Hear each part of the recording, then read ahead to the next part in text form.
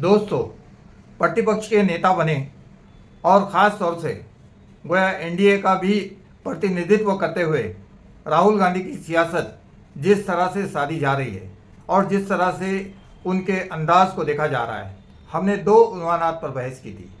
एक उन्वान तो वो था कि किस तरह से उन्होंने रास्ते की राजनीति को साधते हुए यानी यात्रा के जरिए उन्होंने संसद में अपना एक मुकाम बनाया और वो प्रतिपक्ष नेता बन गए। और फिर उसके बाद उन्होंने अपनी राजनीति को वहीं पर जाकर जो ख़त्म नहीं किया, बल्कि संसद से लेकर वो अवाम के अंदर आए, वो जनता में आए और फिर जनता के साथ अपने जो है संवाद को जोड़े रखा। लेकिन इसके बाद अब एक अंदाज तीसरा उनका और भी सामने आ रहा है जो बिल्कुल अछूता है और इससे पहले जो है राजनीति के अंदाज देखने को नहीं मिलते थे।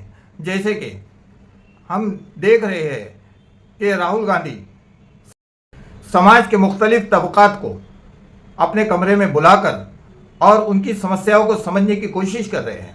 पार्लियामेंट तो जब से सजी हुई है और जब से उसमें अपने उन्वानात के ऊपर डिस्कस हो रहा है, बस मोदी जी या हमारे प्रधानमंत्री एक ही बार प्रतिपक्ष का सामना किए हैं।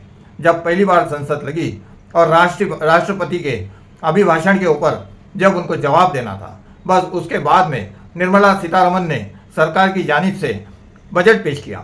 उसके बाद से तो हम यही देख रहे हैं कि स्पीकर साहब सरकार की जो है एक तरह की नुमाइंदगी कर रहे हैं, लेकिन राहुल गांधी साहब ने एक तरीक़ेकार और इख्तियार किया। वो ये है कि समाज के सारे जो है तबकात को या कम से कम छोटे मोटे सब तबकात को जो है अब पार्लियामेंट या संसद के अपने कमरे में बुलाकर उनकी समस्याओं को समझने की कोशिश कर रहे हैं।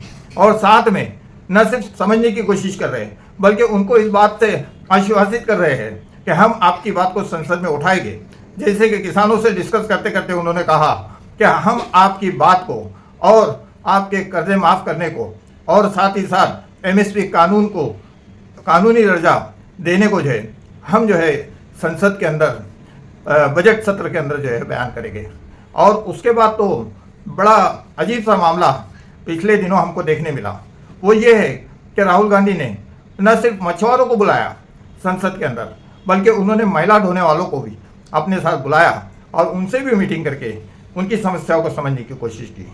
और साथ ही साथ चिल्ड्रंस से रिलेटेड चाइल्ड रिहेबिलिटेशन के जो है इंस्टीट्यूट के लोगों से भी समझने की कोशिश की।